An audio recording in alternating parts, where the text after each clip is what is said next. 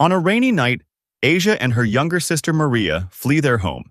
Desperate to escape their father's abuse, they stop at a convenience store to buy something to eat. Inside, Maria picks up an expensive box of chocolates, but Asia quickly tells her to put it back, reminding her they have almost no money and need to save every bit they can if they're going to make it to New York. Then, shaken, Maria asks what will happen if their father finds them, beats them again, and locks them in the basement. Asia reassures her, promising that nothing like that will ever happen again. She shows Maria a bird tattoo she recently got, vowing that no one will ever cage them again. Moments later, Maria secretly steals the chocolates. Just then, their father walks into the store. Panicking, Maria alerts Asia. So two girls come in here. Where the fuck are they? The employee points toward the back. Their father speaks calmly, almost gently, saying he isn't angry and that he understands things have been difficult since their mother died. The sisters try to slip away when the store alarm suddenly blares. Before they can escape, one of their father's friends blocks their path. In a desperate move, Asia pulls out a gun and tells her father to stay back, declaring that she will never let him hurt Maria again. Minutes later, police sirens echo through the empty street. Asia looks at her sister one last time, then runs. 10 years pass. Asia arrives at a co-op apartment building called the Virgil. She rings the bell, and the building manager, Lily, answers the door. Asia introduces herself as Isabel, saying she is there for a maid position and had spoken with her over the phone. You sound different. Are you getting over a cold? Once inside, Lily locks the door behind them. Asia notices the many locks and comments on it.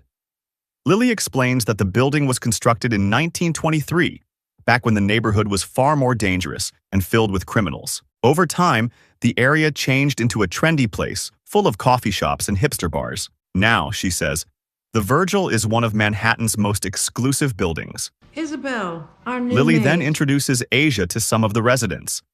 Sharon, the owner of a popular cosmetic company called Eternus, and Dr. Sheepman and his wife Anne. You must be freezing. We need you strong.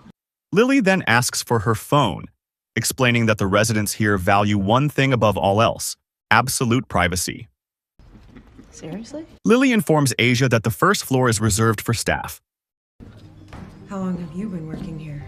Lily pauses for a moment and replies that it feels like eternity. Lily then excuses herself and steps into a room, greeting the maids inside.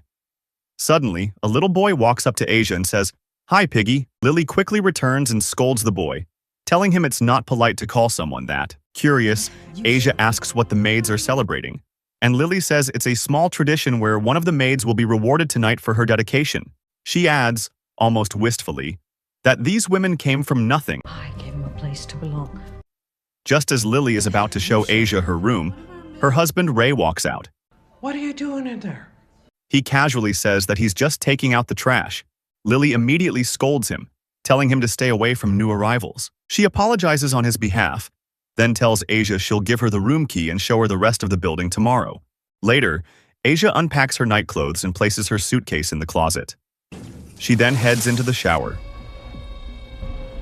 Minutes later, her eyes fall on the mirror.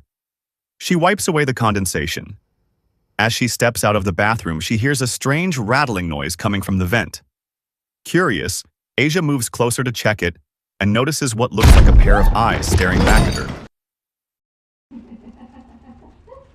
She hears faint laughter coming from the hallway, but when she looks around, no one is there. Then, one by one, the lights go out.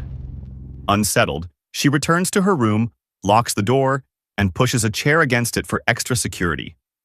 That night, while Asia is asleep, someone quietly tries to open her door.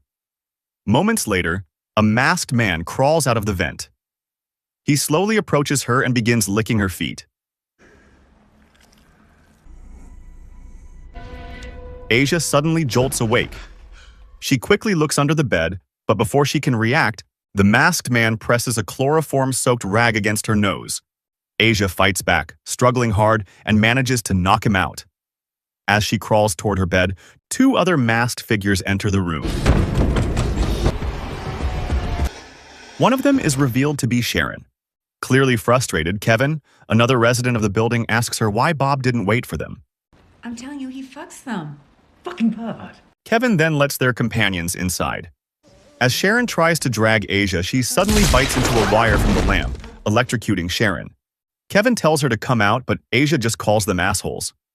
Meanwhile, Sharon regains consciousness. Come on, guys, it's just one girl. Tell that to Bob.